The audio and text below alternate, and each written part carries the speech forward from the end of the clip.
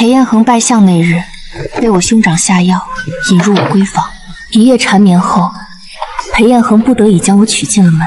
后来西北大将军得胜凯旋，也带回了裴彦航的白月光顾三小姐。裴子然，我守在西北风沙里3年，已经连孩子都有了。你当年的承诺，难道全是假的？秦孙，你听我解释，是林弦月给他兄长出谋划策，在酒里下药算计我，我才不得不娶她。若非你们，秦帝怎会如此？自此之后，裴彦恒日日夜宿书房，再不与我和儿子相见。娘亲，爹爹什么时候来看子玉啊？本以为此事就此了结，谁知3年后一场暴乱突发。裴大人想要你老婆孩子的命，就拿顾三小姐牌位后的虎钳来换。爹爹，裴彦恒，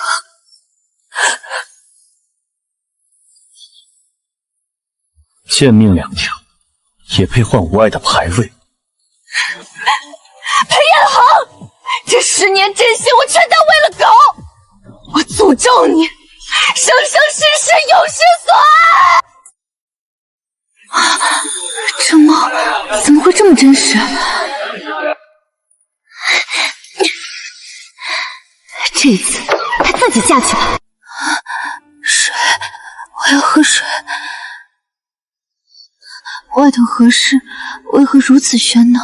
回小姐的话，今日是裴大人拜相的大日子呀。他此时正与大公子在前院设宴款待宾客呢，可热闹了。裴大人拜相，前院设宴，这不可能！我明明已经嫁入相府10年，怎么会回到未出阁时的闺房？你说，今日是裴彦恒拜相设宴的日子？是啊，小姐您怎么了？原来是这一天。梦里，我就是在这日被兄长下了药，才和同样中招的裴彦恒春风一度。就因为那一夜，我背着算计的名头，风光嫁入相府，为他生下子玉，当了10年的相府夫人。可笑我兄长一心攀附，却不知裴彦恒那个所谓的断情绝爱，全是装出来的。谁能想到那清高如天上月的裴相，心里早就有个顾青瓷，两人书信往来多年，私定终身。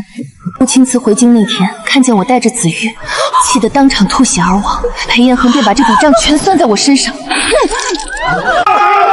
乱军闯进侯府的时候，他竟然宁可眼睁睁看着我和子悠被乱军欺辱致死，也要死死护着那个牌位。春娇，快去前院找兄长，就说我不见了，让他立刻过来。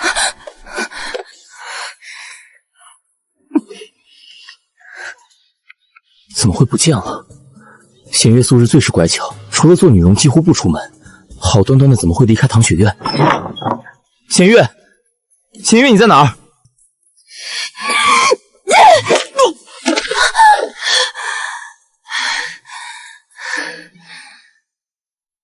别发愣，过来搭手，把他拖到床上去。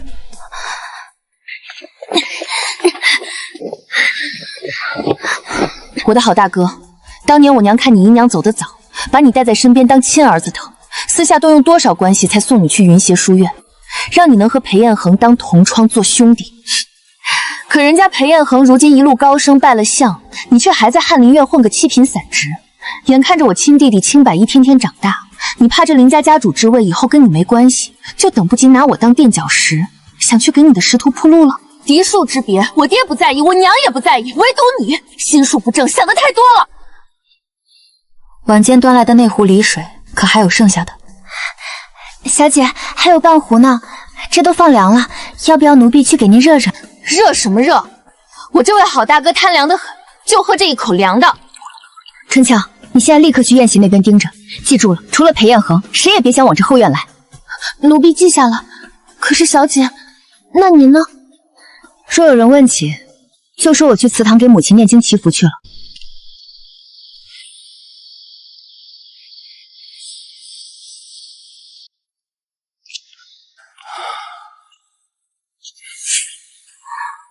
裴彦恒，果然是你！曾几何时，我也被这张温润如玉的皮相骗过，以为你是这世上最好的郎君。可可谁能想到，这皮囊下藏着的是一颗连骨头都捂不热的铁石心肠。你为了远在西北的顾青死守身如玉，连同窗好友都要保持距离。可既然你如此清高，前世又为何要眼睁睁看着子玉受尽屈辱，死在乱军刀下？裴彦恒，你既心有所爱，这一世我便许你如意。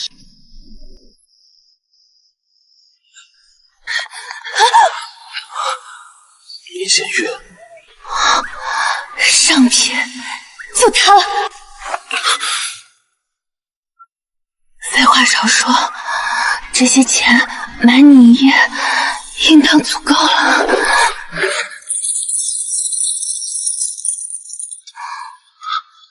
不可。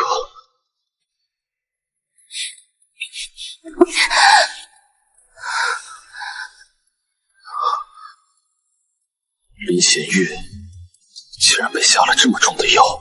林弦月，你清醒点，可知自己在做什么？别吵，我只觉得浑身都在烧，像是有千万只蚂蚁在啃我的骨髓。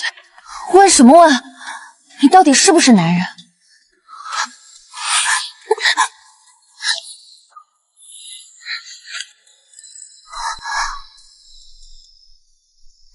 都说教坊司的小老无情，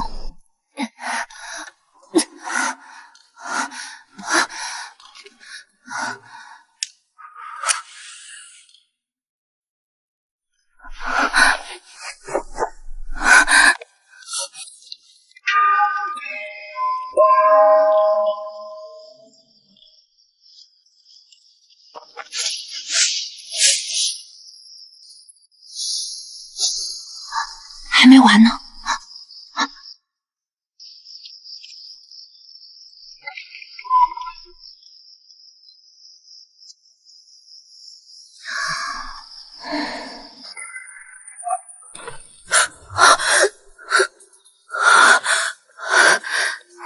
这一夜，林小姐在这祠堂倒是睡得安稳，看来是无恙了。看春俏这眼色，那一夜果真是如我所想，成了。这表情竟然和梦里与我春风一度后一模一样。怎么，纵使这一夜我不在房中，你竟还是要赖到我头上不成？难不成我林弦月在你眼中永远是个活该背锅的大冤种？裴大人，这一大早的对我一个弱女子这般凶神恶煞，何出此言？林小姐倒是好定性，家里闹翻了天，你却在这扮清高。裴大人前几日拜相封侯，盛宠正浓，连御赐的宅邸都还在造山时，我大哥林佑之念着同窗旧情，上赶着请您入府小住，原是想尽地主之谊。裴大人为官清廉，满京城都找不出第二处私宅，住客栈又嫌失了体统，这才屈尊降贵来了林府。可若大人住的不舒坦，大可去租个小院过渡，何必在林家的祠堂撒气？你大哥昨夜张罗宴席，拼命劝酒，打的什么主意？你会不知道？我大哥那点狗腿心思，明眼人一看便知。大人既然如此精明，为何还会入局？林佑之此时怕是还在我那床铺上算盘珠子崩了一脸的滋味，不知道大哥和这位心术宰相。裴大人若无事，还请离去。林府虽小，却也有礼数，我还要为母亲诵经，恕不远送。可今轻轻愁轻烦，浇花后空后树居层。林小姐，当真是在这数经一宿，从未离开。裴大人请自重，这是我林家祠堂，供奉的是祖先神位，可不是裴相弄权邀宠、玩弄权术的朝堂。虽说我爹只是个四品几心荣，门第比不得裴大人位高权重，但也绝没道理任你在此欺辱至此。弄权邀宠，林小姐心里竟然是这般想我的。不然呢？裴大人年纪轻轻便位极人臣，若是没点步步为营、以江山为筹码的手段，如何坐得稳那个位子？裴大人不会以为世人都该如我大哥一般，整日围着您鞍前马后谄媚讨好才对吧？还是裴大人觉得我林弦月也该和京城那些闺阁女子一样，见了大人这张好皮相，就非得仰慕追随不可？林小姐倒是牙尖嘴利，不过别以为我不知你与你兄长玩的那些把戏。昨夜那壶梨水你也吃了吧？那前世他明明知情，却还是将计就计后发生了那种事。裴彦恒，我竟是越来越看不懂你了。你有经世之才，几年间位极人臣，京中无数女子为你倾心。前世的我也被你这张脸骗得团团转，即便那一夜是被迫的，可谁见了这样一个男子会不动心？可谁能想到，你所有的温柔都只给了西北的顾青瓷，唯有提到他时，你的眼里才有温度。而对我，从来只有利用和算计，用了整整10年，我才看清你这颗捂不热的心。吃了又如何呢？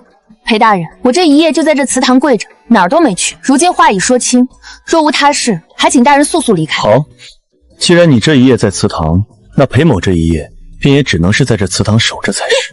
裴大人，请自重！他疯了吗？这祠堂内眼下没有旁人看守，他若待在这儿不走，外人会怎么传？他难不成这一世早就算好了要毁我清白？可为什么前世他分明那么讨厌我？这一世我已经避他如蛇蝎，他竟然自己贴上来了。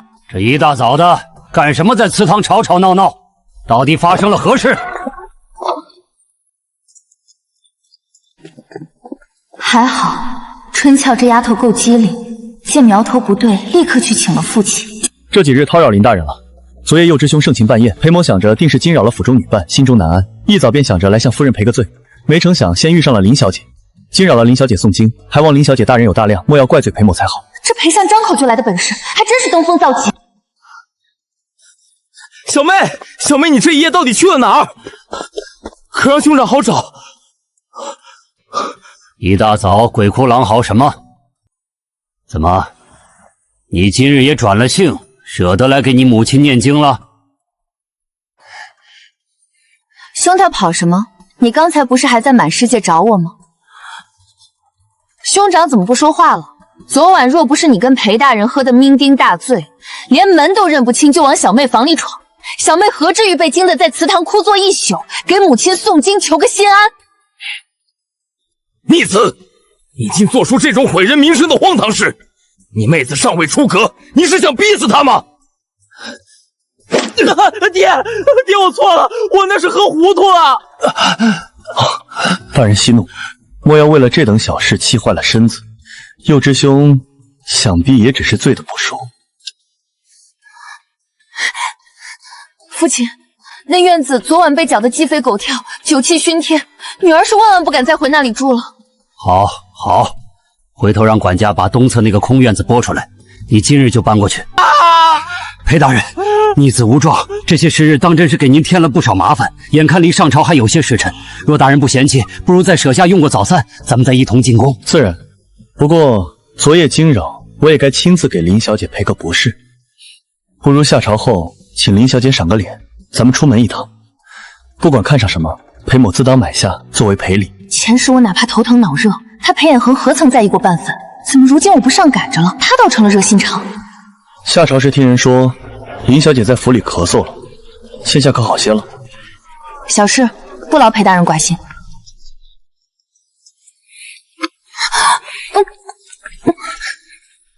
裴大人，你若不拉着点儿，林小姐怕是要走过了。这是全京城最大的景点，进去瞧瞧，可有你可心的？这不是林家那位吗？他凭什么能站在裴大人身边？论家世，论样貌，哪一点配得上裴相自陪同？怕是用了什么见不得人的手段缠上去的吧？瞧那狐媚样子。裴大人果然是京中女子的梦中人。这金子还没进我的兜，这满屋子的刀子倒是先落在我身上。裴大人若真的想赔罪，就快些结账，让我少受些这份后代。就那个掌柜，麻烦包好送到林府。东西选完了，裴大人告辞。可这是我先要的。怎么会是顾青瓷？明明前世要等3年后才会出现，怎么可能现在就进了京？这是哪家的小姐啊？真是一点先来后到都不懂。人家这位姑娘先定下的东西，你张口就要，当这京城是你家开的吗？林小姐，既然这位小姐看中，你就换一个吧。这店里东西多的是，你也没必要非盯着这一只簪子。裴大人这话好没道理，合着此时倒成了我非要这一只簪子不可了。若不是裴大人昨晚半夜喝多了，跟我兄长一起闯到我的院子里胡闹，今儿又非要给我赔礼道歉，我未必会走这一趟。你心中有脑，冲我来便是。可这事毕竟关乎你兄长的名声，有什么话我们先回去再说。回去再说。裴大人是怕坏了我兄长的名声，还是怕在这儿说开了，让有些人误解了裴大人您的清白？林小姐莫要生气，是我不好，我不该争的。这簪子我让给林小姐就是了。这位小姐，我与你素不相识，何来生气一说？这簪子本就是你先看上的，你拿走便是。既然如此，弦月就不多叨扰了，你们叙旧，告辞。前世带个孩子出现就把他气死了，现在什么都还没发生呢，这要是又死在我面前，这锅我可不背，得赶紧走。哎呦！今日还真是热闹。9条蟒纹，天爷，我爹官居4品也才几条，这人到底是谁？裴某不知国公爷在此，有失远迎，见过晋国公。竟然是那位沈大人，当今皇后的亲弟弟。嘘，你不要命了！这位主儿在西南战场可是个杀神，听闻当年他单枪匹马杀入毒阵，一把大火烧了敌方练蛊的尸山，整整烧了7天7夜，那地头现在还寸草不生呢。何止啊！回朝后他行事手段比战场还狠，朝堂上谁敢招惹他，简直是活阎王。弦月，在京城惹谁都别惹那位沈玉晨，他要是想让谁消失，圣上都拦不住。晋国公，沈玉晨。前世裴彦恒在朝堂上为了西北战事与沈玉晨斗得你死我活，两人几乎是剑拔弩张的死敌，而我那时为了自保，始终教导子玉要绕着沈家的人走。疯了，简直是疯了！那个我前世避之不及的杀神沈玉晨，昨晚黑灯瞎火的也没点灯，他应该未必认得出我吧？国公爷向来公事繁忙，今日怎的连朝服都未及更换，便来这首饰铺子闲逛了？西北顾将军的家眷受诏回京，本宫奉命出京接应，顺道带顾小姐来瞧瞧这京中的风土人情。毕竟日后要长居于此，早些熟悉熟悉也是应该的。西北将军家眷被召回京，何时的事？只是本宫也没想到，今日竟会这么巧，能在这儿碰见裴大人以及这位林家弦月，见过晋国公。听闻这些时日，裴大人那相府正忙着修缮山石，所以是一直暂住在林府。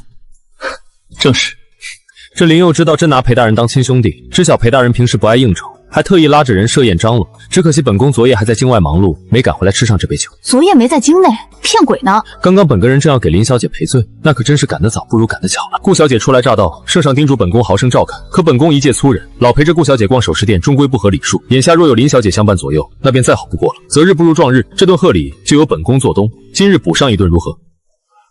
想来林小姐应该不会不赏光吧？他绝对认出我了。国公爷相邀，怎会不赏光？那就切之不恭了。你何时出发回京的？为何之前的信中半个字都没提过？子瞻，你这是在怪我没第一个告诉你吗？其实这事儿……裴大人，先上马车吧。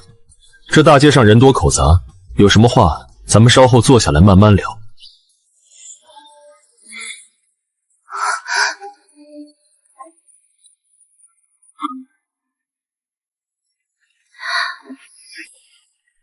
还未多谢林小姐。顾小姐客气了，只是你谢我做甚？林小姐有所不知，子瞻幼时家境清苦，当年在云州时，还是我爹看他有才，资助他上的学校。我二人相伴多年，本想着他进京站稳脚跟后，我便与他成亲，共同在京中打拼个前程。谁知圣上一道调令，便把我全家都调去了西北。如今他孤身一人在京闯荡，我这心里总是惴惴不安。幸得有林家这些日子的照看，行此感激不尽。子瞻，裴子瞻。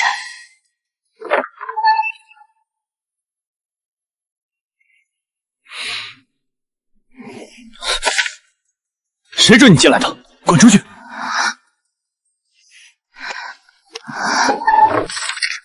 顾小姐说笑了，裴大人如今封侯拜相，京城里想巴结他的人能排到城门口。我林家不过是小门小户，要说帮衬，哪里轮得到我们？不过是裴大人念旧，不嫌弃跟我兄长那点同窗情分，才愿意屈尊降贵到我林家下榻。子瞻的性子我最了解，他向来不善与人结交，如今能跟林小姐的兄长如此要好，想来定是不一般的情谊。待过几日将军府安置妥当了，钦此定会亲自备上重礼，上门好好拜谢林家这些年家子瞻的照顾之恩。林小姐笑什么？可是青瓷说错了话。没什么，只是在想，这些年裴郎君在京城城的情可不少。顾小姐一路从西北风尘仆仆的赶来，还没歇脚呢，就要忙着挨个上门去替裴大人还人情，这又是当爹又是当娘的，还真是难为你了，着实辛苦。你。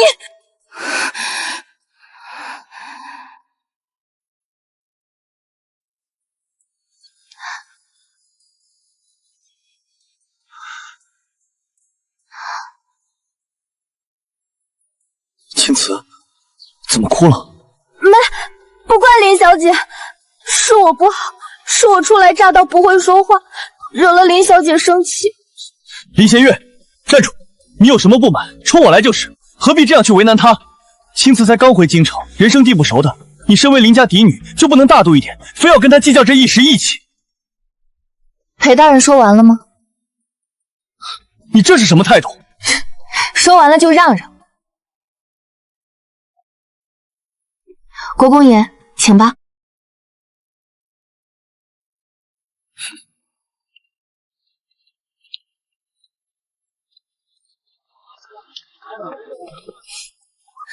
没想到这满京城最难定位的远水居，也有清场的一天。既然要请客，自然要有个清静的地方。本宫向来不喜欢吃饭的时候有旁人喧闹。前世我贵为相府夫人，为了给子瑜过生辰，想吃一顿这里的桂花豆腐，还得让下人提前半个月小心翼翼的预定，生怕张扬了半分。可如今这位晋国公动动指尖，便能让整个酒楼祭圣，这皇亲国宪的特权，果然是寻常官员比不得的。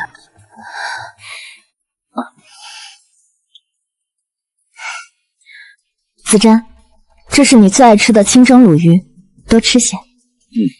青瓷你也吃。国公爷真是好手段，不仅这云水居能清场，连西北的消息也拿得准。只是圣上突然下诏让顾家亲眷回京，裴某倒是孤陋寡闻，没听说前线有何变故。裴大人多虑了，能有什么变故？顾老太君年事已高，身子骨大不如前了。西北那地方风沙大，天寒地冻的，哪是养人的地？圣上感念顾家镇守西北多年，劳苦功高，特意在京中赐了宅邸，就是为了让老人家安享晚年。既然老太君回来了，家中女眷自然得跟着回来伺候。本宫不过是奉命接应，领了这桩差事罢了。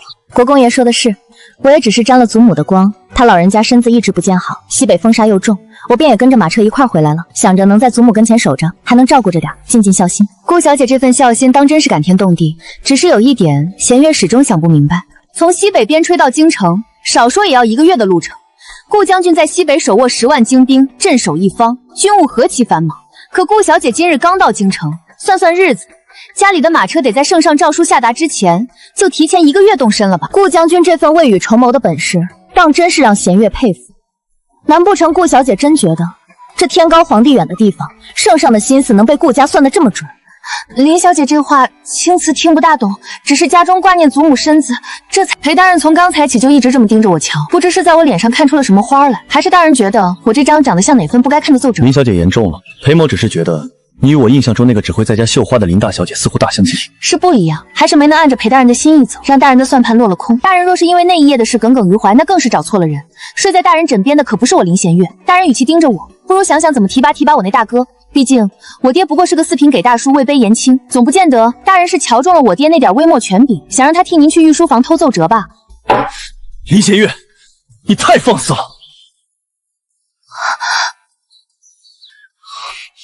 裴大人何必跟个姑娘家动气？林小姐向来心直口快，这话虽然糙了点，但也是担心她家老父亲卷入什么无妄之灾，这叫一片小心。国公爷教训的是裴某失态了。不过本宫想起一事，听圣上说顾三小姐早年似乎和裴大人都在云州长大。国公爷好记性，说起这个，幼时我便和子昭定过娃娃亲，连启蒙先生都是同一位。后来子昭进京赶考，我父亲正好接了调令，举家去了西北定居，这一晃都7、8年了。这时以前我大哥在书院的时候就总念叨，说每逢月初，裴大人雷打不动都会收到用西北寄来的信。看来顾小姐和裴大人这份情谊，即便隔着千山万水也没断过，当真是维持了多年，真是羡煞旁人呐。既有这等渊源，裴大人怎么不早说？圣上若知道自己下的一道诏书竟促成了一段千里姻缘，定会觉得是美事一桩。只是不知裴大人打算何时摆这顿喜酒啊？是啊，要我说，您何不趁着现在新相府修缮完成的日子，来个乔迁戴婚事，双喜临门？怎么，本乡和顾小姐的婚事，林小姐倒是比当事人还要上心。裴大人误会了，虽然大人与我也就区区几面之缘，交情尚浅，但大人毕竟卢家修逢此大喜，弦月身为林家人，自当也是打心眼里为您开怀。就是不知待到2位大婚之日，弦月可有这个福气上门讨一杯喜酒喝？那是自然。听闻西北塞外风光与京城迥异，尤其是那边的关隘，近年来修缮的可还坚固，当地百姓生活如何？子瞻有所不知，那边的沙尘大得很，不过关口防守确实严密。去年父亲还说，西边的哨点又加了几处。那守关的将领是谁？国公爷，这酒可还顺口？酒倒一般，只是看着某些人明明酒量有限，却还要强撑着替人挡酒，倒是有趣的很。子瞻，你还记得云州书院后山的那片杏林吗？那时候你总嫌我笨，背不全千字文，还得你亲手蹭抄了字帖哄我。自然记得，那时候你不仅书背得慢，字也写得歪七扭八。不过也就是在云州那段日子最是亲切。那是因为有你在啊。后来去了西北，风沙满天，心里想的可全是咱们在云州捉蝉的旧事。时辰不早了，今日叨扰了晋国公多时，既然接应的事已办妥，我这便送顾小姐回去，也算让国公爷了了一桩差事。子帆，既然我都已经回京了，你就别在那林家麻烦人家兄妹俩了。将军府地方宽敞，你住过来可好？顾小姐说的对，裴大人若能移驾将军府，我那院子也能清静。不是，我是说那自然是极好的。不可，老太君刚回京，如今正要静养身子。若我搬过去，老人家还要分神招待我，我能时常与林大人探讨朝堂政事，幼稚在那儿也能有个照应。左右我的府邸也就这几日便能修缮完毕，就不折腾。既然如此，都听子珊的就是。林小姐，不跟着一起回吗？裴大人先行一步，我还有点事。裴大人与顾小姐多年未见，许是有许多体己话要说。我这个外人在场，总归不便。正好这云水居的景致不错，我想再多坐会儿。一会儿我自己回去便是。既然林小姐雅兴如此之高，那裴某便不奉陪了。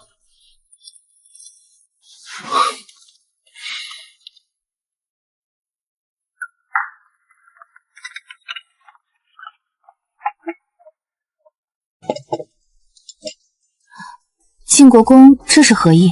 刚刚光听他们在那儿讲云州的陈年往事了，酒水倒是喝了个饱，肚子却还是空的。现在碍事的人都走了，没人倒胃口，咱俩慢慢吃就是。咱俩？国公爷，这咱俩二字听着是不是有些过于熟络了？我们似乎还没到这个份上。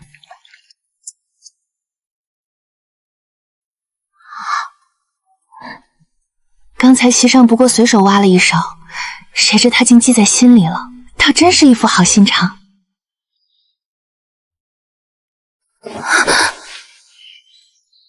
吃饱了，那也该聊聊正事了。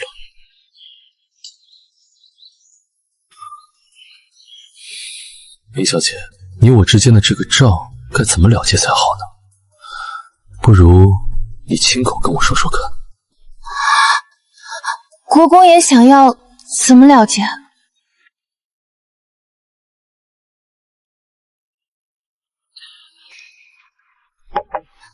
怎么，林小姐还没想好该给本宫一个什么样的交代？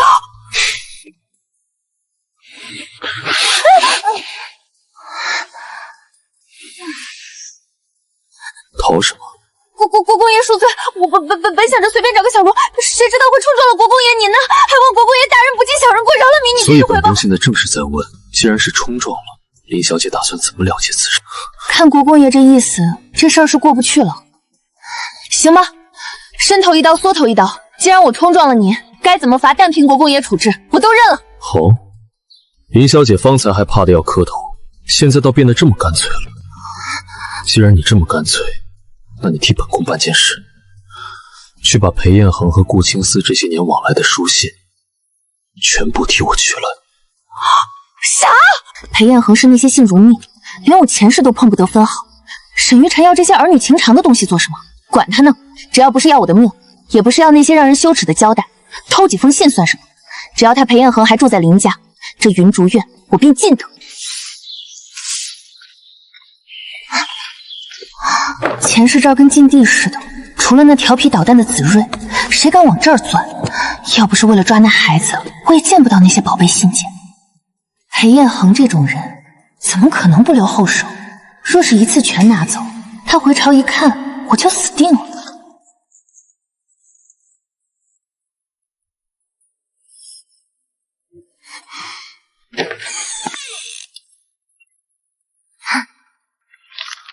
这就是你要给本宫的交代。你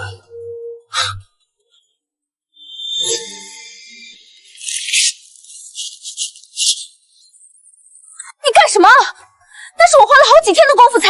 林弦月，本宫说的是让你把信全取来，谁让你拿这些踏蛋来糊弄我的？我要原件。裴彦恒此人多疑且谨慎，东西若是丢了，他第一时间就会发现。晋国公特意布局让我去做这事，想必也不希望最后闹得事情败露，难以收场吧。你说的也有几分道理。3日后，我会请圣上设宴，专门邀约顾老太君入宫。届时席间定会提起裴彦恒与顾家的婚事。作为当事人，裴彦恒绝无可能缺席。趁着他在宫里应酬的时间，你大可把信全都取出来，待本宫亲自看完，你再神不知鬼不觉地送回去。只要此事办妥，你我之间那一夜的账便一笔勾销。林小姐，你觉得如何？一言为定。沈玉晨这种杀伐果断的人，怎么可能无缘无故去窥探别人私底下的情话？这些信里定有猫腻，恐怕猫腻不在字面上，而是坐在了那信纸上。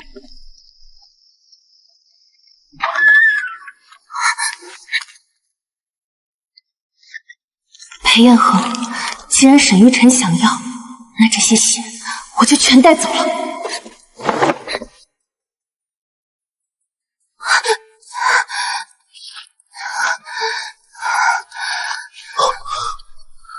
林小姐那日不会也是从这里钻出去的吧？时间紧迫，我还没在这儿听风凉话的闲情。进国公，还是先忙您的正事吧。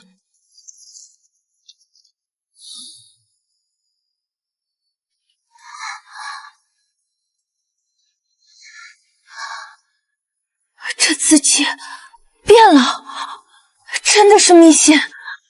这就叫纸传情深，火照中间。裴大人还真是有一手。可我怎么也想不明白，看顾青野那副弱不禁风，连大声说话都要哭出来的模样，他真的能扛得住勾结外敌这种要掉脑袋的大事吗？我知你心中疑惑，这种纸是顾家特制的，专门用来让那位顾家小姐写信。顾青子恐怕到死都不知道，他那些缠绵悱恻的情话，墨迹会在高温下彻底消失，而原纸张上用特殊油蜡藏下的字，这才能透光显现出来。油蜡密信，原来这根本不是什么家书情书，难怪裴大人平日里视这些信件如珠如宝，日日把自己关进书房反复研读。什么青梅竹马的情深，原来全是顾元成借着女儿的幌子在与他互通消息。这一招瞒天过海，裴相倒是用得顺手。国公爷，时辰快到了，若是裴大人回宅发现书房动了手脚，你我都走不掉。急什么？他此时正陪着顾老太将忆往昔，没那么快。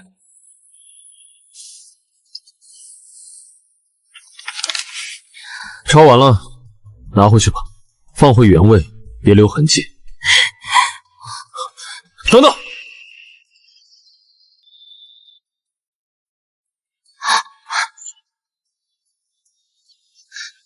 这是何意？你我这桩账，信到手了，便算结了一半。这玉佩你留着，日后若是想去云水居，不用再排队等菜，把牌子递给掌柜，自会有你一张顶层的桌子。国公爷这了结的方式，倒是大方的让人意外。说是了结，竟然还有劳金，这晋国公倒也不像传闻中那般不通情理。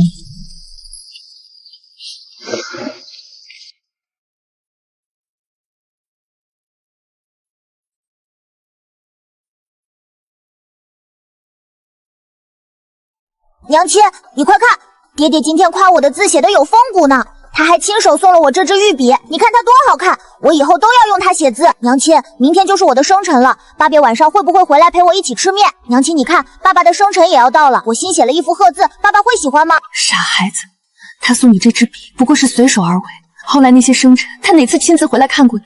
不过是让管家去街上随手买些贵重却没经过的物质打发你罢了。裴彦恒，说你没给过他这丁点希望，也就不会在那10年里，为了等你回头看他一眼，等到心都冷了。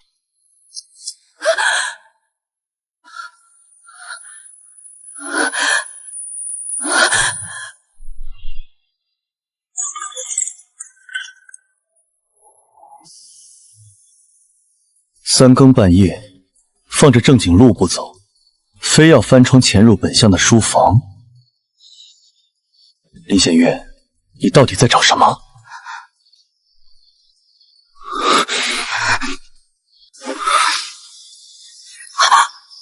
裴大人，放开！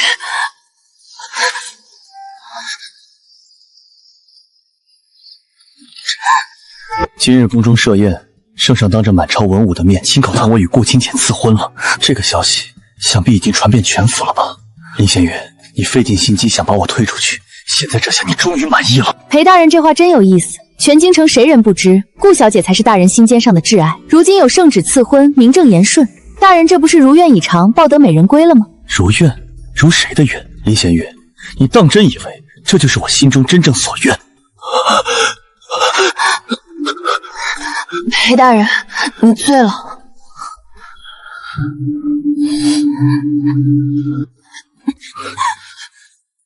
我醉了吗？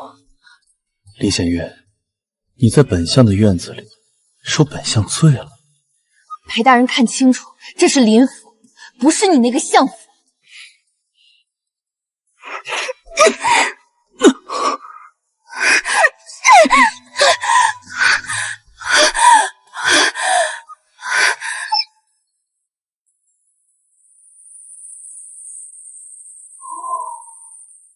是啊，这里是林府。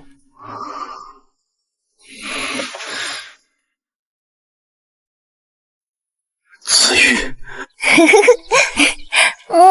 爹爹，快看，子悠已经会誊写千字文了。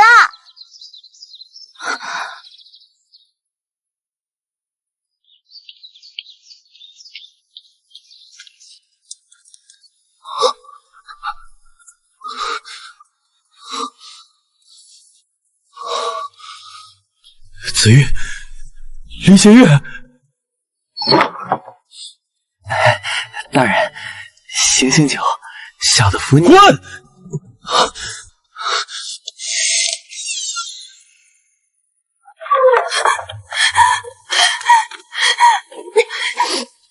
不能回去，回了那个家满脑子都是那支该死的断笔。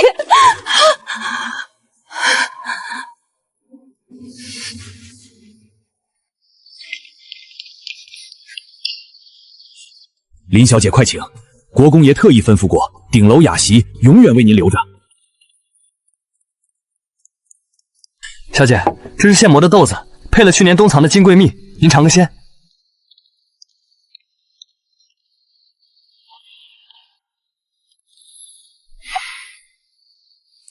不是走了吗？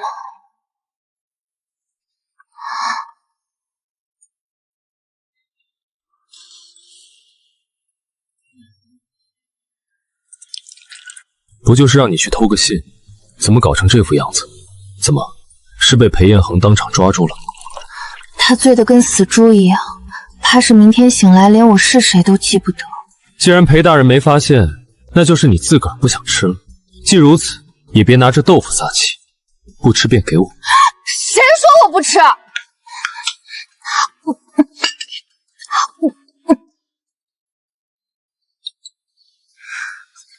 娘亲，这个豆腐好甜呀！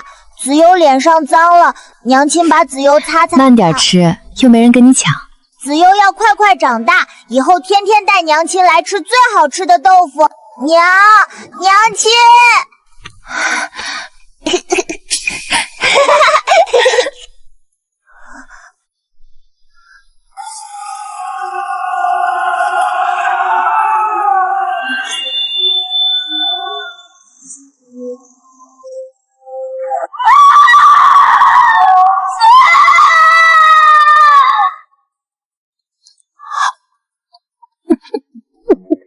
真苦啊！沈大人，你说人若是活成了一场笑话，是不是就该这盘豆腐一样被彻底戳烂才好？我以前看那些话本子，总觉得那些为了权位杀妻弃子的枭雄是疯了，如今想来，才知是我眼界浅了。成则君临天下，败则一抔黄土，唯有那块能调动千军万马的虎符，才算得上是真正的心头好吧。至于旁人的死活，又算得了什么？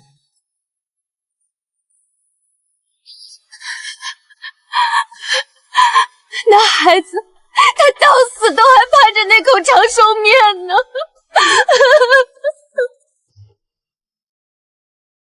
此处风大，眼泪干得快，倒也不怕化了妆。林小姐若是哭够了，便收收心思。出了这个门，回去便不要再哭了。娘亲快看，灯飘走了，他会把子玉的心愿带给神仙吗？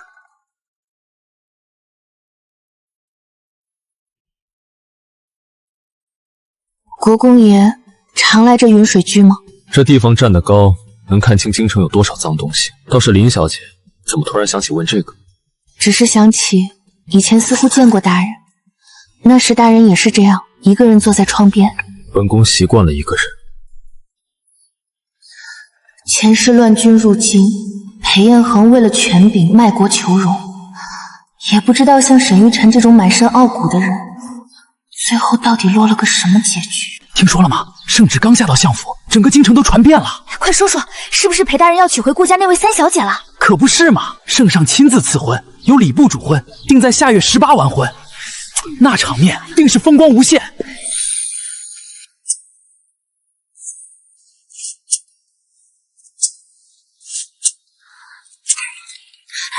大公子，您不能直接闯进来。林弦月，你到底在想什么？我给你创造了那么好的机会，你为什么不珍惜？为什么？林有之，你疯了！我是疯了！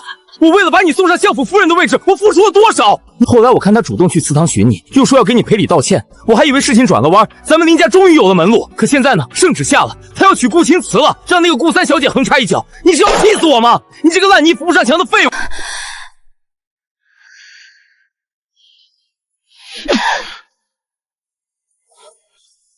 清醒了吗，我的好大哥？你毁我清白，拿我当筹码的事，我还没找你算账，你倒是有脸跑来吵我叫。你与他同窗多年，他裴彦恒是什么样的人，你真的不知道吗？我也是为了家里，为了你，为了我？你是为了你自己那点可怜的仕途？你以为使出这种下作手段让两家结亲，他就真能提携你？历朝历代能坐稳相位、拜相封侯的有几个是傻子？能让你这种蠢货玩弄于股掌之中？你这点脑子，别到时候让人卖了还给人打算盘呢。我承认这手段是卑劣了些，可林弦月，你摸着良心说，那天夜里是不是他自己主动去祠堂找你的？又不是我拿刀逼着他去的。只要那天晚上你们真成了，他裴彦恒贵为宰相，那是必须要负责的。这门亲事要是结成了，对他、对你、对咱们林家哪一点不好？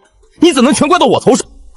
弦月，我是你亲哥，我能不知道你的心思？5年前我第一次带他回家过年的时候，你看他的眼神就不对劲儿了。你们两个都是闷葫芦，要是没人推一下，这层窗户纸这辈子都捅不脱。我这叫成人之美，有什么不好？就是不必再提。林有之，你为了你那点前程给他下那么重的药，现在还敢口口声声说是为了我好？什么药？弦月，你把话说清楚，我什么时候给他下药了？你还装？我发誓，我那天确实是往那壶滴水里下了药，可那药是给你准备的呀，我压根就没想过要害他。我想着他要是被引过去却没进你房门，我就算计不成了，还得赶紧让人给你送解药去。谁成想春娇突然说你不见了。你说什么？你只给我一个人下了药？对他，我巴结还来不及，哪敢下药害他？那晚他闯进你房间，分明是清醒着的。真是冤枉啊！我的子瑜死的可真冤枉，他到死都还盼着他那个爹爹能分给他一丁点的情分，而我呢，我到死都没想过裴元成竟然会喜欢我，天底下有比这更可笑的事吗？弦月，弦月，你怎么哭了？你别吓哥哥。你还是喜欢他的是不是？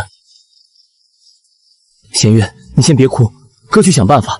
哥这就去找他，哪怕拼了这顶乌纱帽，也让他去跟圣上说，就说那晚你们已经……够了！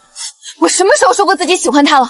林有之，你给我记清楚，我林弦月今生今世，哪怕是生生世世都不可能再喜欢他裴彦恒半分。他大婚那日，我不仅要去，还要带上重礼，亲口喝那杯喜酒。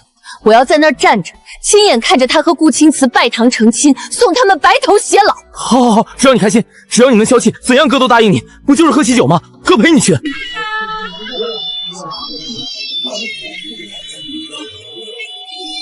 夫妻对拜。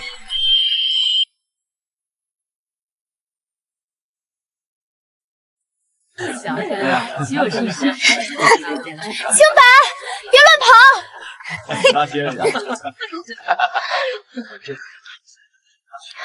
这里还是老样子，要是掉进这湖里，可不是闹着玩的。你们先去前头候着，等夫人走累了，去湖边透透气，别跟过来。林弦月，今日是我与子珊大婚，谁准你出现的？你来做什么？林家受邀而来，我来自然是来吃这杯喜酒的。怎么，裴夫人这是不欢迎？吃酒？别以为我不知道你打的什么主意！你这种身份也敢觊觎相府夫人的位置？我警告你，只要有我在一天，哪怕是进门做妾，你也别在那儿痴心妄想。裴夫人，您这逻辑倒真是清奇。与其在这儿防备我这个素不相识的宾客，您倒不如多花点心思防备府里那些下人。毕竟日日伺候在裴大人身边的，可多的是模样俏丽、心思灵俐的年轻女子，你守得过来吗？若不是我见过子瞻藏在心口的那幅画像，还真要被你这副清高样给骗了。我倒要看看，若是毁了你这张脸，子瞻可还对你有半分念想。顾青瓷，你疯了！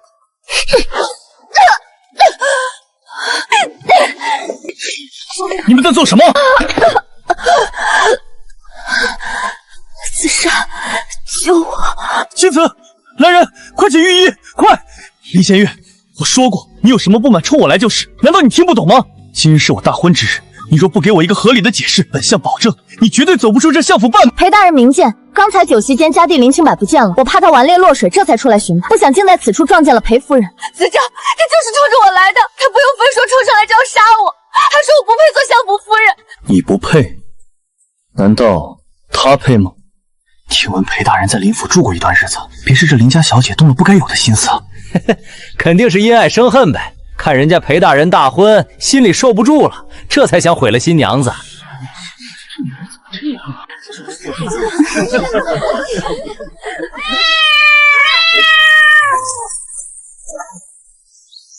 才我在书上全都看到了，分明是你自己拿着金簪子划伤了脖子，还想把我姐姐推进湖里。子川，你别听他的，他们姐弟二人合伙欺负我，这是算计好了要害我呀！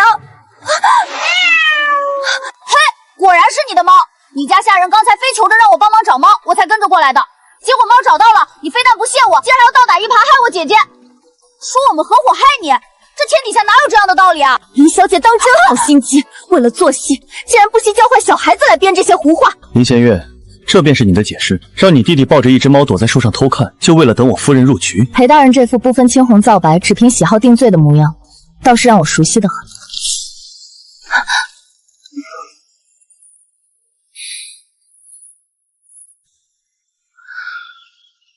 小孩子的话你觉得是胡话，那本宫的话你总能信了吧？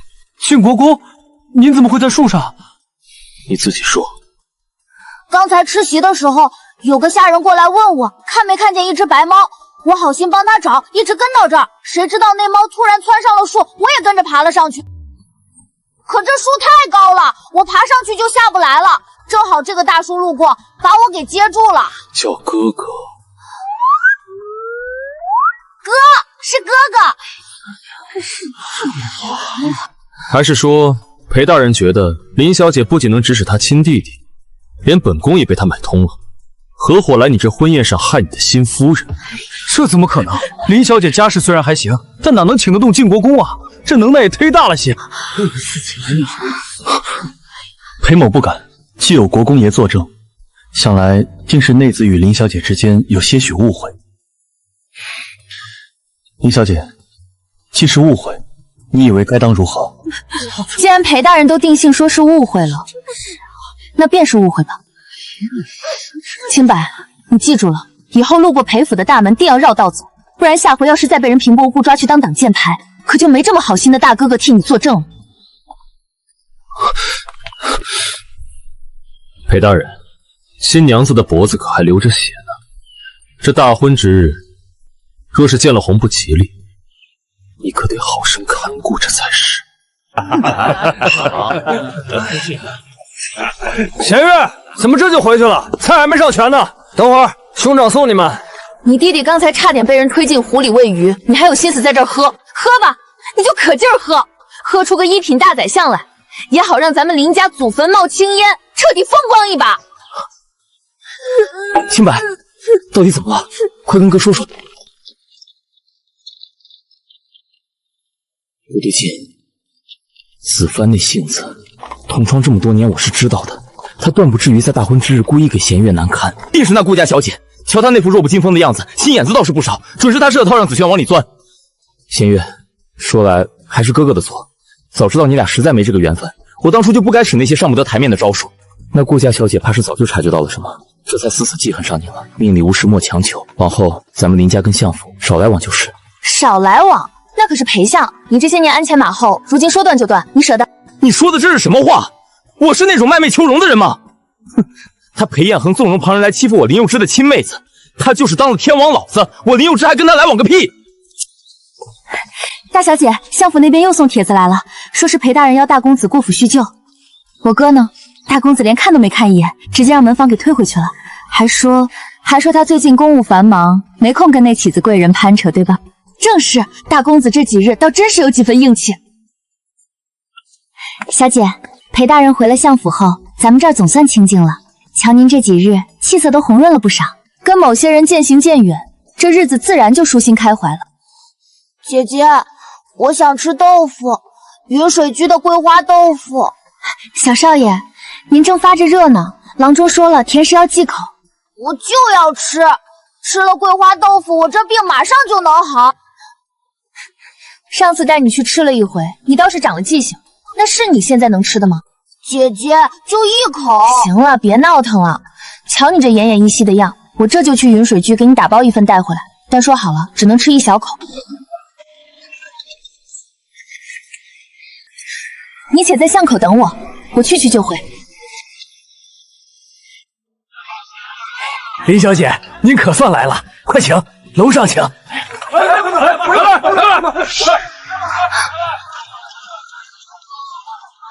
掌柜的，你刚才不是还说这雅间靠窗的位置早2个月就订满了吗？怎么他一进门你就上赶着要把人往楼上领？说我没记错，这位林小姐上个月才来过一回吧？相府的规矩还没大过这酒楼的规矩。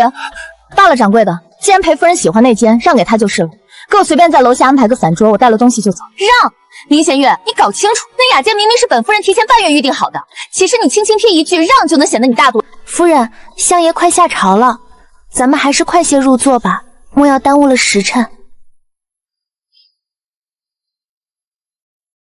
林小姐受委屈了，国公爷特意吩咐过小的，只要您来，只管去顶层那间单独的雅座，那里是国公爷的私人领地，除了您，谁也上不去，更无人敢智慧。这不太好吧？罢了，既然楼下实在没位置吧，左右我只待片刻，拿了东西就走，想来也不碍事。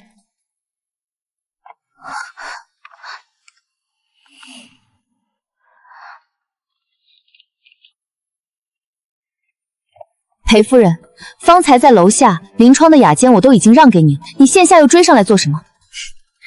雅间哪有这顶楼好？上次我也是随晋国公来过一次，才见识到这等景致。可我记得清楚，掌柜明明说过，这楼上平日里绝不让闲杂人等入座。方才我还当这上面没人，怎么你林弦月却能大摇大摆地坐在这里？难不成这云水居的掌柜是存了心要糊弄本夫人，还是你林小姐使了什么见不得人的勾当？哎呦，裴夫人，您快消消气，这地方您的身份确实做不得啊。本夫人的身份做不得，你睁大眼瞧清楚，本夫人乃是当朝相爷明媒正娶的夫人，我祖母是世上亲赐的一品诰命夫人，我父亲乃是镇守西北、手握10万千兵的大将军顾元成。如今这满京城，上到王侯将相，下到黎民百姓，你倒是给本夫人指出来，还有哪个是我顾青瓷做不了的位置？小二，裴夫人说的也是，我父亲不过是个4品给事，论门第自然是比不得西北大将军，论封号更比不上一品郜林。可我也记得，我大晋朝的晋国公沈大人，那是实打实西皇后的亲弟弟，国舅爷圣上面前的第一重臣。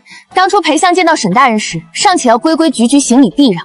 我若凭着沈大人的几分照拂，就在这儿狐假虎威，占着人家的地盘欺压裴夫人，那我林霞月成什么人了？眼看你这儿左右为难，怕是待会儿连掌柜都得被你请上来。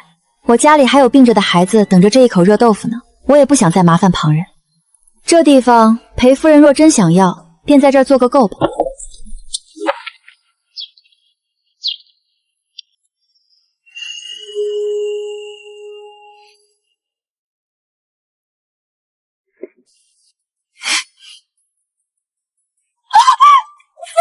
夫人真糊了，不好了，林弦月把夫人推下去了。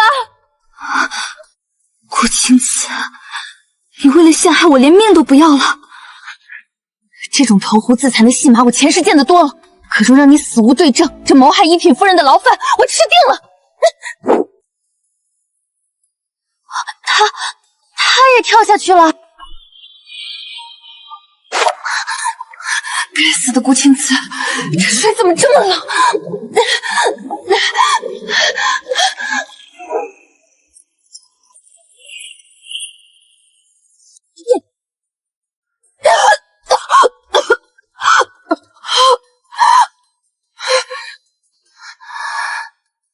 就这样，要完了吗？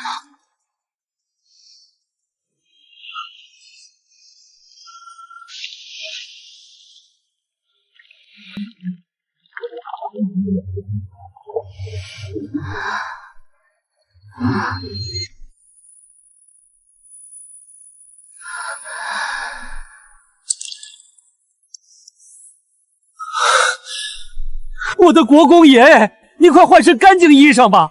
要是让宫里那位知道您为了救人泡在湖里这么久，万一得了风寒，皇后娘娘非得拔了奴才的皮不吃。是你救了我，子帆。我今日真的只是想上去和林小姐道个歉，想把之前的误会都解释清楚。谁知林小姐竟会如此恨我，宁可推我下水也要说。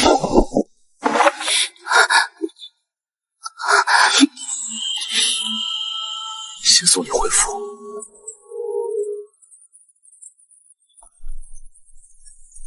晋国公留步，今日之事官欢相府颜面，人证物证俱在。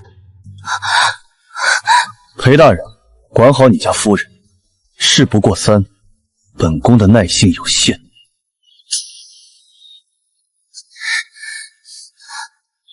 顾青瓷为何要跳下去？本宫没兴趣管。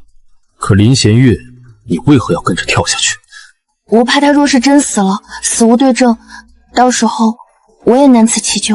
你当官府里坐着的都是吃闲饭的，若不是本宫刚才亲自下到湖底捞你，你现在怕是已经在水里泡发了。多谢国公爷相救，只是官府是不是吃闲饭的我不知道，但我知道以我父亲那4品几制的官职，绝对扛不住裴相爷随手扔在地上的一吻而死。裴大人雷霆大怒，怕是要让我林家满门去给他赔罪。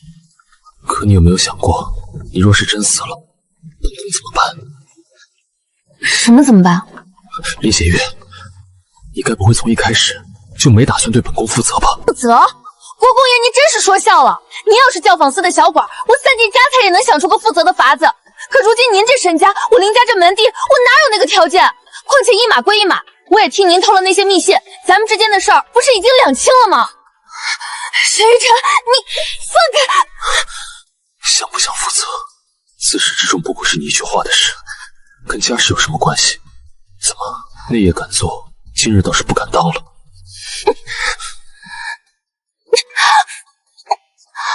谁说我不敢当？沈玉晨，有种你娶我啊！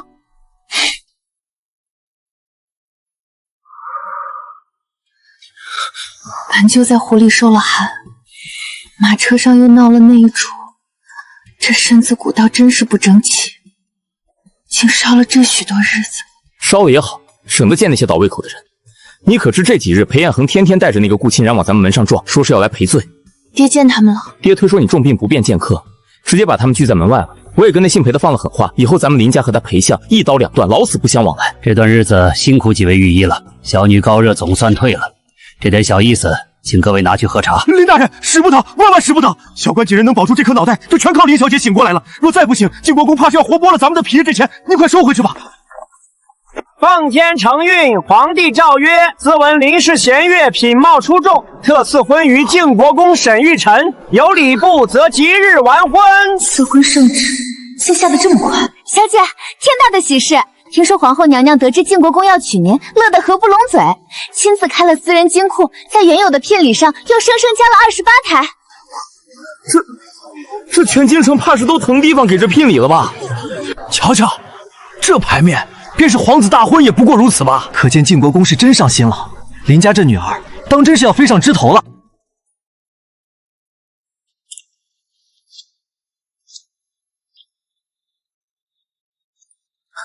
清柏，快把那箱子打开，给大哥瞧瞧。大哥，咱们家发大财了，满满一箱子全是金子。发什么财？这些可都是你姐姐的嫁妆，回头全都要存在她的钱庄里。你小子要是真想发财，以后就给老子努力读书升官，最好将来娶个公主回来，那才叫真本事。林幼之，你快教点孩子正经的吧。弦月，来尝尝，这是云水居刚出炉的桂花豆腐。哎，你跟为兄说实话，你到底什么时候跟那位晋国公看对眼的？我这做亲哥的怎么一点风声都没听到？你快给我说道说说，这晋国公平日里有什么爱好？性情是暴虐还是温和？我得赶紧记下来，日后好走动。你当沈玉晨是裴彦恒呢？人家是正儿八经在尸杀海里杀出来的武将，你想巴结他，小心他听烦了，直接把你丢京郊军营里去操练。京郊军营那是极品官，比我现在这翰林院的散差如何？官大不大？大多了，在那儿当官压根儿不用动脑子，只要你敢拎着刀往死里杀，升官比你在这儿修书可快多了。那还是算了吧，我这身子骨，怕是连那军大门都还没进，就先交代在那儿。春俏姐姐，今天又是云水居的烧鸡吗？姐夫也太好了吧！可不是嘛，这离8月15还有2个月呢。国公爷虽然没露面，但这东西可是日日不落。今天是你最爱的烧鸡，还有你姐姐爱吃的桂花豆腐。哇，这一日变着花样送，全府上下都跟着林小姐沾光呢。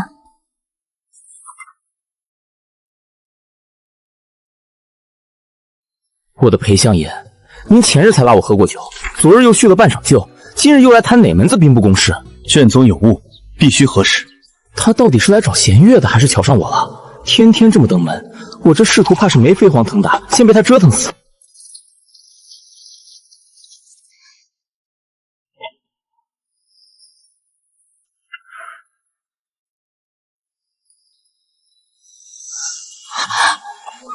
你怎么从我屋子里出来的？想见你，又怕惊动了前院那些人，索性从房顶一间间找过来。谁知在屋里扑了个空，原来你在这儿躲清静。这肌肉比起前阵子又紧了不少，怎么这些时日没少在军营操练？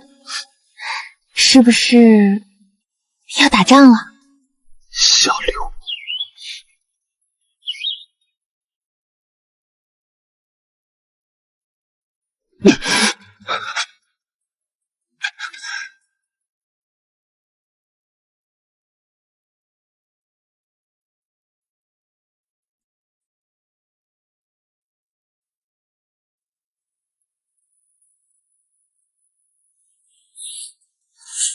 你倒是一点都没变。这话说的没来由，咱们满打满算也就相识数月，在你眼里我能有什么变化？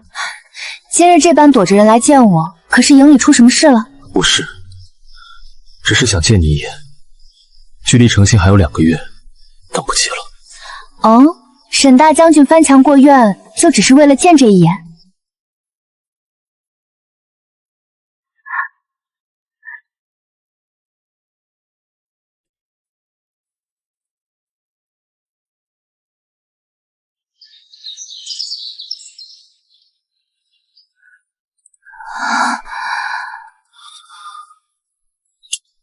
军营已在整队，我今日便要启程北上。怪不得顾家女眷骤然被召回京，若非有人在圣上耳边提点，这西北的局势哪能动得这么快？沈玉晨，咱们开诚布公的谈谈。其实你早就认识我，对吧？那年你接应顾元成回京，也在云水居设宴，那日正巧是子旭的生辰，我和他在楼下湖边放河灯，那时候你就在3楼看着，对吗？是，那时我便在想，这女子若是还未嫁人，我定要下楼去追，却没想这一世竟是你先主动闯进了我怀里。可这一次，你我皆不知前路因果，若一步走错，便是万劫不复。沈玉晨，你不怕吗？我不怕万劫不复，我只怕万一再有来生，你会不记得来找我。契丹来犯，西北告急，朕在朝上问了3日，你们除了吵还会什么？皇上，晋国公沈玉晨私自拔营北上，此举无异于谋反。皇上，沈将军大军行至半路便不知所踪，若是他倒戈投敌，京城危矣，请圣上降罪沈家。沈将军违抗圣命，弃3军于不顾，其心可诛，请圣上下旨封锁沈府。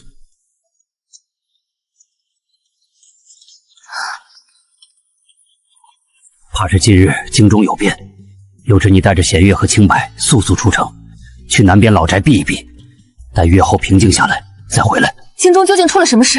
为何如此突然？朝中局势不稳，有人暗中动作，恐怕会有一场大乱啊！放心吧，火烧不到林家，只是你们留在京中还是不妥，先离开，等平静了再说去。是不是和沈玉晨有关？瞎操心，晋国公何等厉害，不会有事的。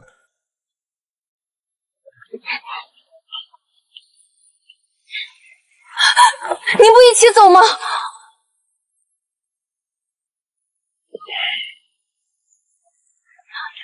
爹，别让爹担心，听话。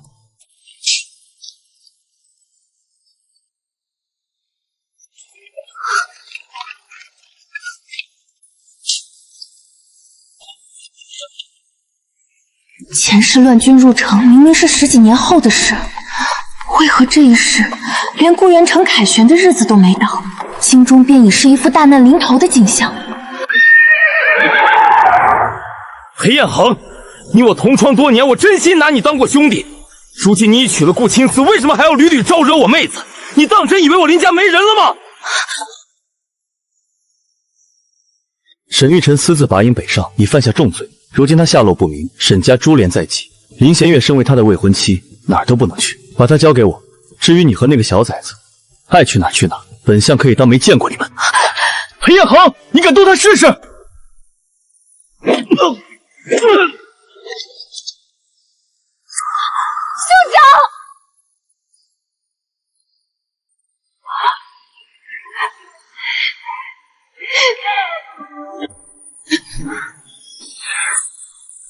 裴彦恒，你去死吧！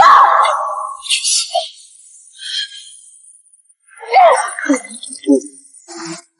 小老虎怎么不见了？子玉这孩子又把玩具乱用，总得要我这个当娘的跟在后头捡。裴彦恒，他怎么会来子玉的房间？文房四宝呢？我给子玉挑的松烟墨怎么不见了？连门帘都不是子玉最爱的天蓝色，这不是他的房间，不，这是他的房间，可为什么一点他的痕迹都没有？是了，这一世根本还没有子玉。裴彦恒，你竟然把这里占成了你的屋房！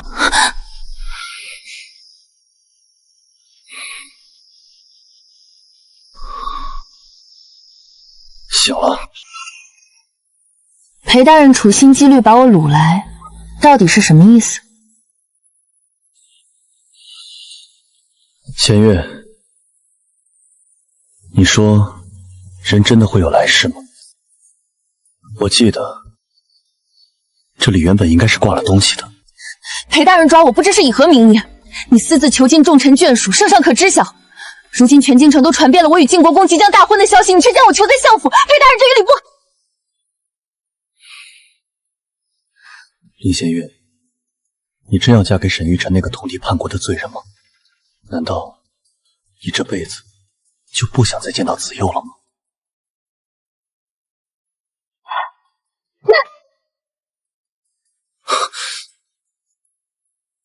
你打我！你竟然真的为了他打我！没事的，弦月，只要你肯留下来，你再多打我几次也行，或者你捅我几刀，只要你能消气，我就知道。从那天我在祠堂见到你第一眼起，我就知道你也回来了。放开！你疯了！之前都是我不对，是我被权力蒙了心，是我冷落了你们母子。但哪怕你再恨我，子玉是无辜的。弦月，你留下来好不好？这一次我娶你做平妻，再没人敢看轻你。我会亲手给子玉准备生辰礼物，我会教他写字，带他去放风筝，去骑马。我绝不会再让他受半点委屈。裴大人这一番疯话，弦月当真是一个字都听不懂。方才那一巴掌，不过是戚大人为了抢人，竟不惜红口白牙的污蔑我的未婚无君，一时手快罢了。还在骗我，弦月，你若不懂，那一夜为何会潜入我的书房？你真当我喝醉到连枕边人是谁都分不清了吗？弦月，算我求你，咱们不要再闹了，留在我身边，我们让子奎出生，好不好？裴大人请自重，弦月肚子里已经有了晋国公的骨肉，我上哪儿给你生什么子玉呢？所以你那日去教坊司找的，竟然真的是他，沈玉晨。有了他的又如何？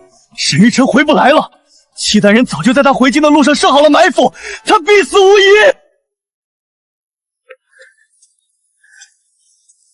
夫人，请用膳。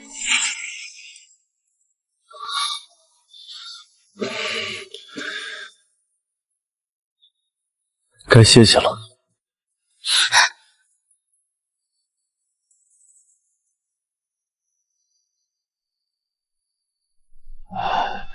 回禀相爷，林小姐并无身孕，只是气血亏损的厉害，忧思过虑，须得好生调养。没有就好，没有就好。去，把我准备的那些孩子的物件都拿进来。好好布置一下这间房。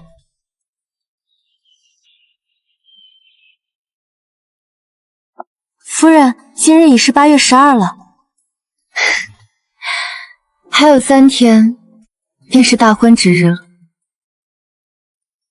沈玉晨，全京城都在传你通敌叛国，连圣上都动了疑心，你到底在哪儿？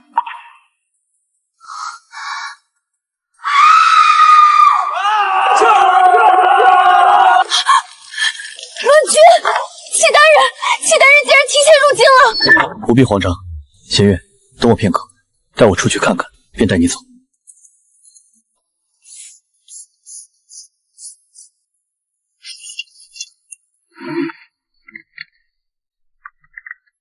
别杀我！我知道沈玉晨的未婚妻在哪儿，她就在这儿。她是沈玉晨最在乎的女人，只要拿住她，不怕沈玉晨不现身。求求你们留我一命！顾将军亲授虎符在此，西北顾家军听令。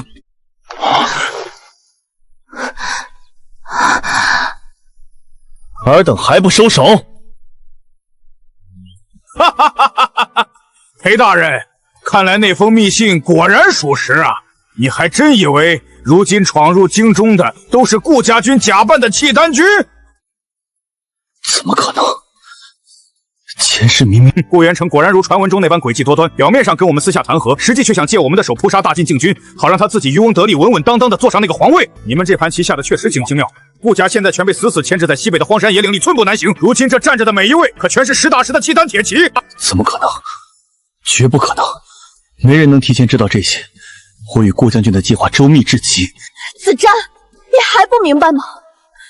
林仙月这个贱人一定早就知道了，不然沈玉晨为什么几次三番的冒死来救你们？不是想逼沈玉晨现身吗？拿住他，他就是沈玉晨的命根子，只要带走他。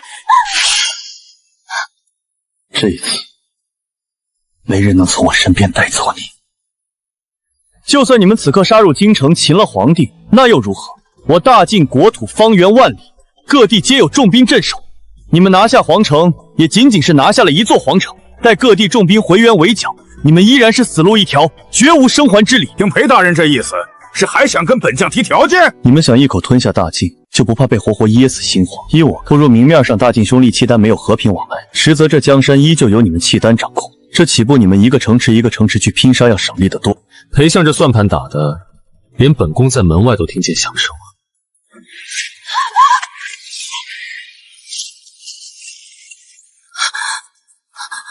沈玉晨，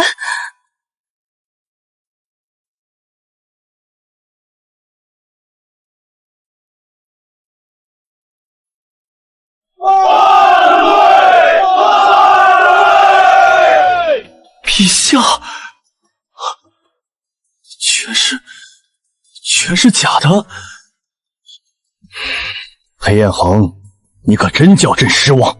原来这一切竟然全都是你们设下的局，可笑我裴彦恒入局却不自知，竟然还以为沈玉晨真的弃城拔营犯下重罪。朕还记得你当年3元及第，那是何等的光风小官，到如今的一人不保，想将你培养成我大晋的肱骨之臣，护我江山社稷。朕未曾想到，你这双温和的眸子里藏着的野心竟然这么大。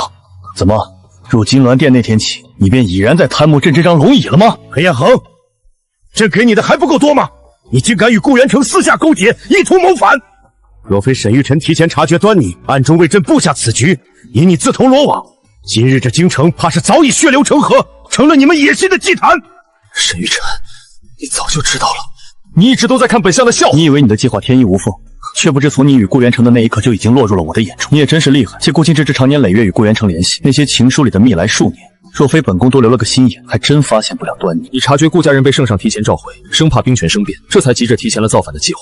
可惜啊，裴相，你算错了一步。我从未离开过京城，而顾青瓷嫁入相府后，替你寄往西北的所有家属，早在出城之前就全被我的人替换。时至今日，顾将军怕是还在西北荒山里，美滋滋的等着你登基的消息。他却不知，他的亲生女儿已然死在你这位好夫婿的手中。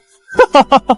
我还以为这一次能抢占先机，却没想到晋国公更是棋高一筹。来人，将逆臣裴彦恒押入天牢，严加看管。林弦月，你以为这就结束了吗？我会等你的。今生若无缘，来世我也定会先去寻你。你是我的，你永远逃不掉。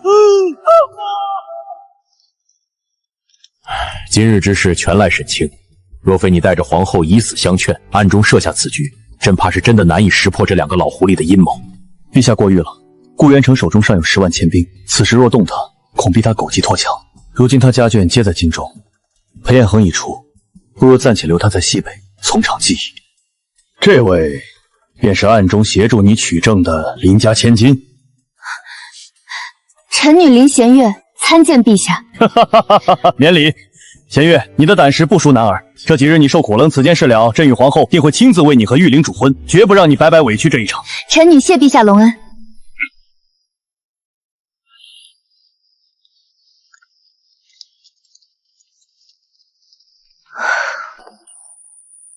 沈大人，事到如今，你是不是该跟我说清楚，这一切到底是怎么回事？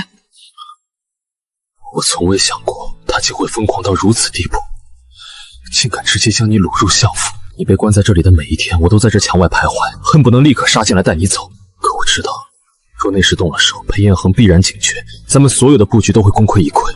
前世的事，我其实都记得。裴彦恒与顾元成勾结，意图引契丹人入京制造混乱，再趁机谋反。那时我察觉已晚，等契丹铁骑冲破城门时，晋军早已溃不成军。等我再醒来时，发现时间回到了裴彦恒拜相前半载。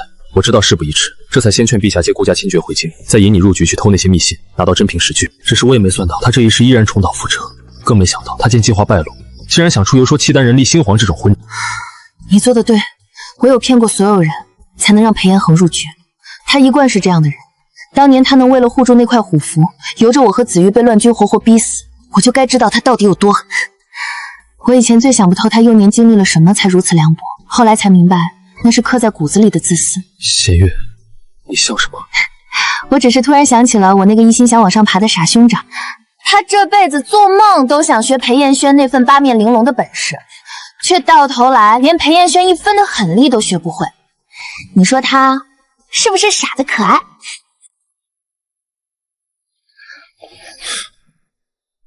怎么，没见过这阵仗，当真慌了？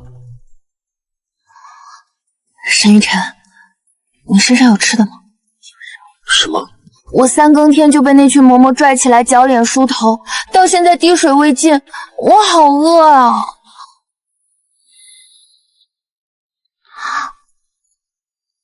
就知道你会饿。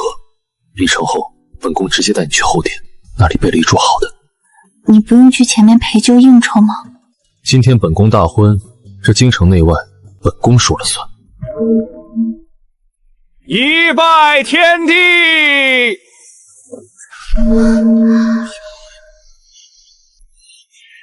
夫妻对拜，礼成。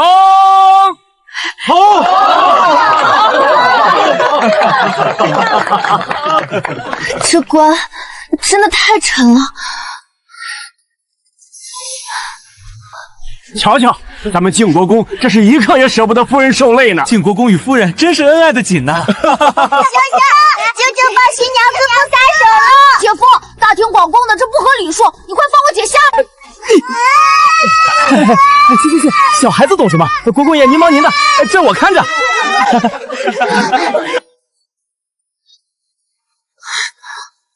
不行，吃不下了。沈晨，快帮我松松腰带！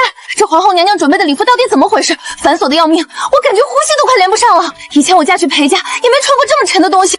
以前那是按照臣子妇的规格，今日这身是皇后娘娘按公主大婚的礼制特意定的，今世全都是实心的，每一样都足斤足重，自然沉。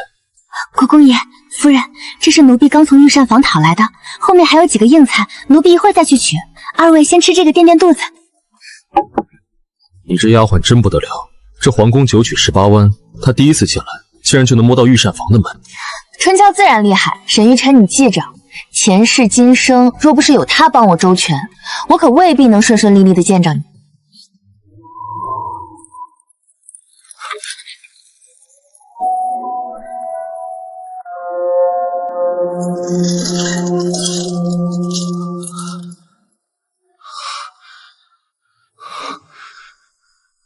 海棠香，是唐学院的海棠开了吗？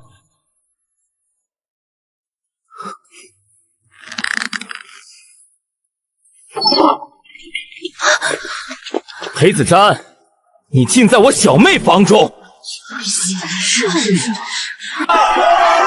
祝二位新人永结同心，百年好合。林弦月，你兄妹二人好算计，这相府夫人的位子你既然要，给你便是。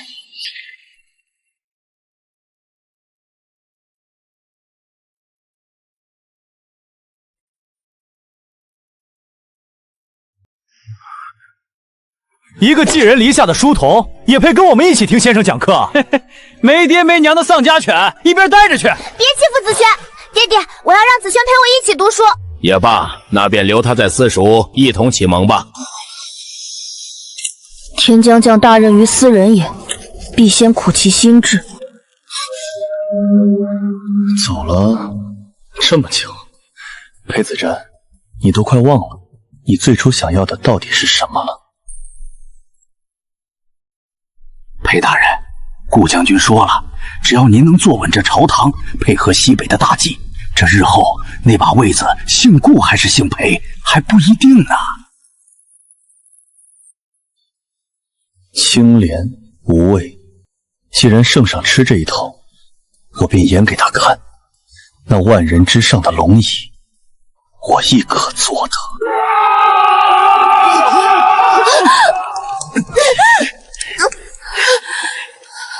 裴大人，虎符在哪儿？交出来，换你妻儿2条命。2条贱命，也配换无碍的牌位？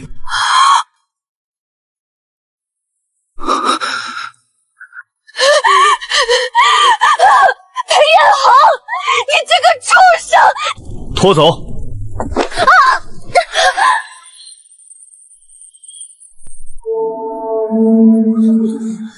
时辰到，醒醒！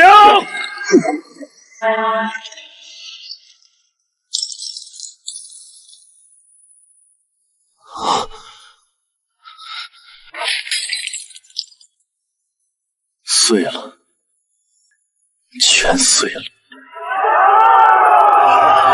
罪孽深重，我这样的人竟然还一次次去求他回头，他不亲手杀我，以示留情。裴子瞻，你真是个疯子！20年，我竟亲手将那抹月光碾做了遍地血霜。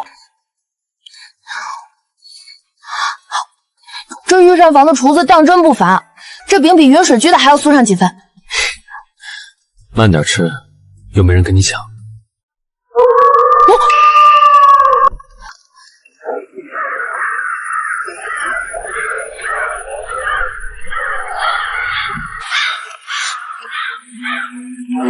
沈玉晨，你说他下一世是不是还会像这一世一样不死不休的等着我？怕什么？他等他的，我就不等你了吗？不过说好了，下一次换我主动来找你，毕竟你家那个狗洞实在是太埋汰了些。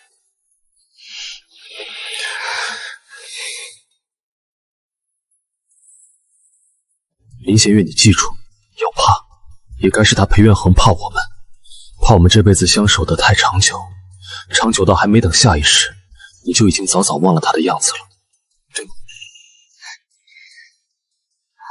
这是何时伤的？还问何时？就那天在云水居，你一头扎进湖里，我把你抱上来的时候，被河岸边那些碎石头给划的，也真是稀奇。本宫带兵打仗这么些年，身上都没留什么印记，反倒下水救个小姑娘却落了疤。林小姐，你说吧，你要怎么陪我？我都已经嫁给你了，连人都赔给你了，还能怎么赔啊？弦月，你可还记得那年你带着那个小团子在湖边放河灯时说过什么吗？你说你最怕形单影只，所以从今往后，咱们家放河灯要放双数，出门踩台阶要踩双数，连你最爱吃的烟梅子都要成双成对的烟。林弦月，这辈子你再也甩不开我了。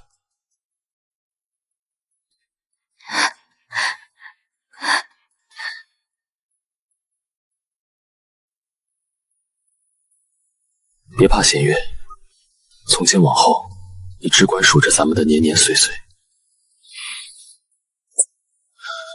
此生便由我陪你，岁岁到白头。